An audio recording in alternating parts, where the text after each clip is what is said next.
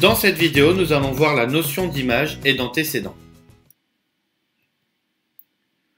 On considère la fonction f qui à x associe f de x. On va dire que f de x est l'image de x par la fonction f. Inversement, on va dire que x est un antécédent de f de x par la fonction f. On a le schéma suivant. On a un nombre de départ petit x. J'applique la fonction f à ce nombre pour obtenir un nouveau nombre que l'on nomme f de x. On va dire que le nombre obtenu f de x est l'image de x par la fonction f. Inversement, le nombre f de x provient d'un nombre petit x que l'on va appeler un antécédent de f de x par la fonction f.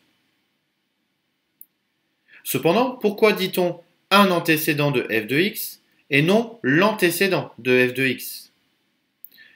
Parce que nous allons voir dans l'exemple qui suit qu'un nombre ne peut avoir qu'une seule image par une fonction, mais il peut avoir plusieurs antécédents.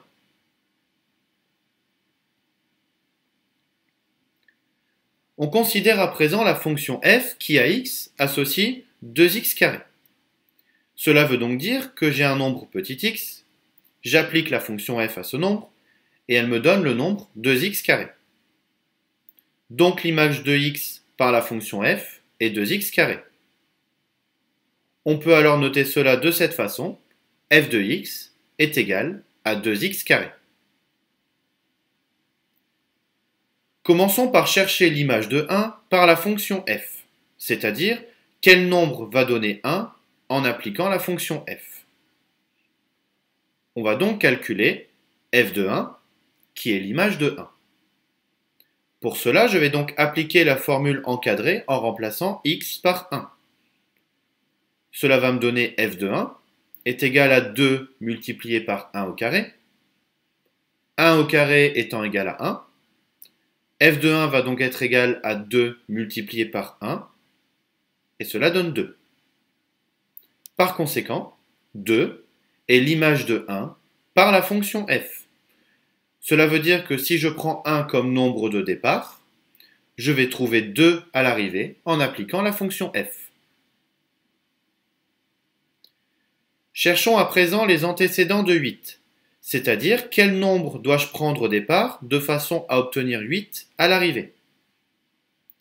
Cela revient à chercher pour quelle valeur de x on a f de x égale 8. Si j'applique la formule encadrée pour x égale 2, on va constater que 2 est un antécédent de 8. En effet, f de 2 est donc égal à 2 multiplié par 2 au carré. 2 au carré est égal à 4. Donc f de 2 est égal à 2 multiplié par 4, qui est égal à 8. Donc si je prends 2 comme nombre de départ, je trouve bien 8 comme nombre d'arrivée. Donc 2 est bien l'antécédent de 8 par la fonction f. Toutefois, on peut constater que si j'applique la formule pour x égale moins 2, je vais également obtenir 8. En effet, f de moins 2 est égal à 2 multiplié par moins 2 au carré.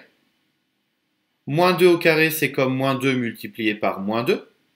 Cela va donc me donner plus 4. Et 2 multiplié par 4 égale 8. Donc l'image de moins 2 par la fonction f est bien 8. Donc moins 2 est un antécédent de 8 par la fonction f. Conclusion, 8 possède deux antécédents par la fonction f qui sont moins 2 et 2.